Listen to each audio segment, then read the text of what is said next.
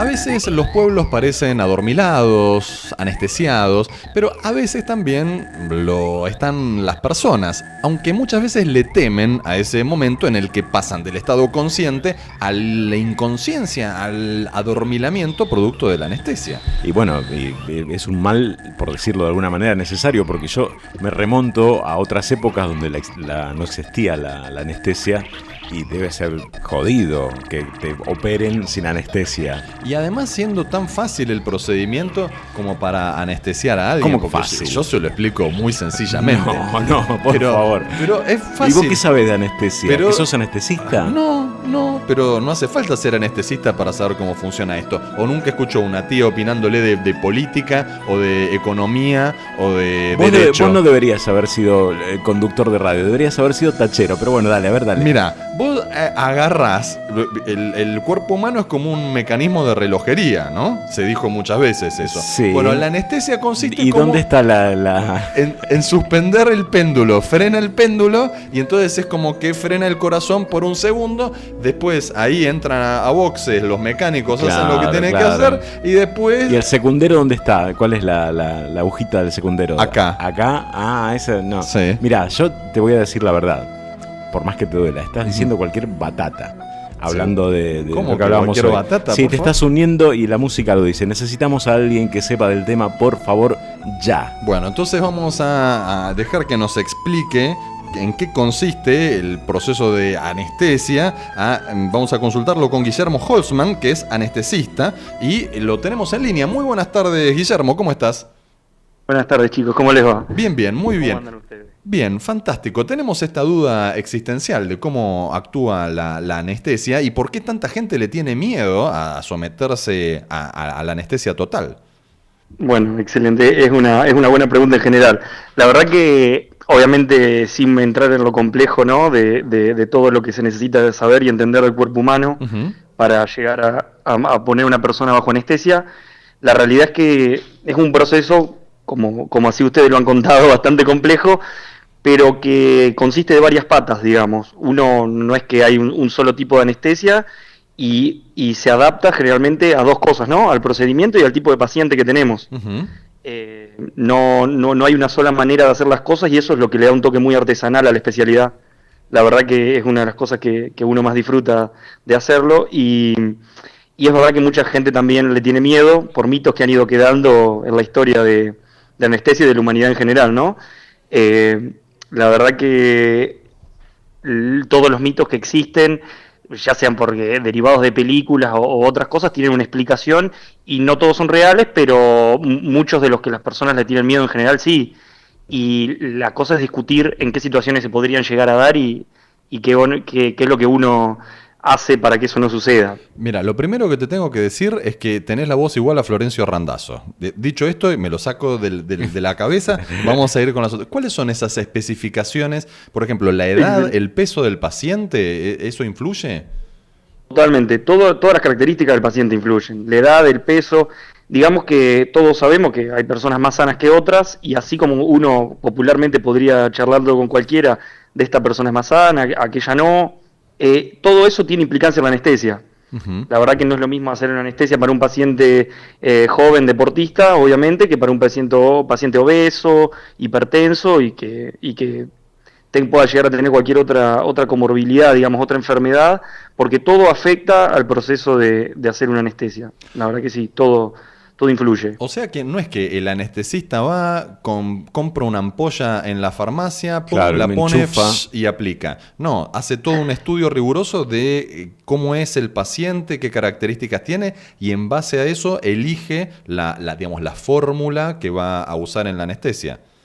Efectivamente, es realmente eso lo que ustedes están diciendo es correcto. No solo eso, sino que además el hecho de dormir al paciente es un dato casi anecdótico en el tema de la anestesia en sí, porque lo que se cree popularmente es que el anestesiólogo duerme al paciente, opera al cirujano y el anestesiólogo se desentiende de la situación.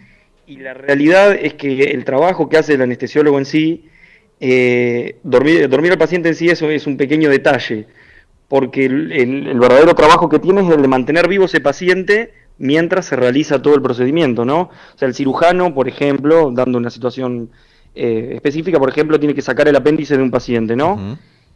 Pero el que va a estar encargado de que si ese paciente sangra, de si ese paciente respire, de que todos esos detalles, ese es el trabajo verdadero del anestesiólogo. Dormirlo es solo un condimento. Claro. Claro, uno pensaba que era más simple, digamos, entre comillas, simple obviamente, pero no, eso es más complicado. Totalmente, en realidad eso es el verdadero trabajo y lo que hace que la especialidad sea interesante, o al menos por lo que me interesa a mí. El trabajo verdadero del anestesiólogo es mantener vivo a ese paciente durante el procedimiento. Guillermo, y vos mencionaste anestesiólogo y nosotros decimos anestesista. ¿Hay alguna diferencia entre anestesista y anestesiólogo? Anestesista es un término que se acuñó hace montones de años atrás y muchos anestesiólogos lo consideran hasta peyorativo. La realidad es que así como uno va, las mujeres van al ginecólogo, los hombres al urólogo, el estudio de la anestesia, propiamente dicho, la especialidad se llama anestesiología y uno se recibe de anestesiólogo. Mira. Esa es la realidad. El término correcto sería ese. O sea que no existe el anestesista en realidad. No, es como decirle ginecolista, claro, ginecólogo. Claro. Tal cual, es un término que en muchos lados, digamos, hay gente que obviamente no le importa en sí, pero en muchos otros lo consideran como peyorativo, como sacarle importancia a la especialidad, digamos. Es una forma de expresarse nada más, pero la realidad es que uno se recibe de anestesiólogo. Y cuando vos ya conocés más o menos esto de qué anestesia le va a cada persona y dominás, bueno, una persona mayor del sexo femenino le va a determinada cosa, ¿no caes en la tentación de repente, qué sé yo, me imagino, asado familiar, suegra que se la pasa hablando demasiado y de repente hacer... Tome de esta copita, doña Coca. ¿Y ya? Uno trata de dejar el trabajo en el trabajo y no llevarlo a la casa, ¿no? Supongo. La realidad es que nosotros, ¿por qué uno no haría anestesia en ese entorno?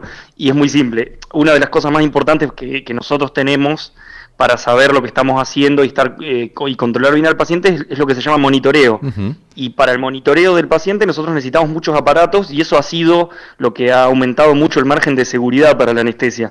La pregunta popular de si, una persona, o sea, si un anestesiólogo se puede pasar, te pasaste con la anestesia, esa expresión muy popular, realmente esas situaciones no se dan en el contexto de que uno está monitorizando muy bien al paciente. Está viendo la frecuencia cardíaca, está viendo el ritmo cardíaco que tiene a través del electrocardiograma, está viendo cuánto oxígeno transporta la sangre, está viendo montones de cosas de ese paciente que hace que pueda tomar decisiones segundo a segundo, ¿sí? Claro. Y nosotros, nosotros realmente la anestesia la llevamos a cabo en ese contexto, digamos, con un paciente monitorizado. Porque justamente si yo le hiciese a mi suegra algún anestésico, procurando que se calle, tranquilamente podría dejar de respirar, ¿sí? Y no estaría en un entorno propicio para que yo solucione esa situación. Bueno, ¿sí? Bingo.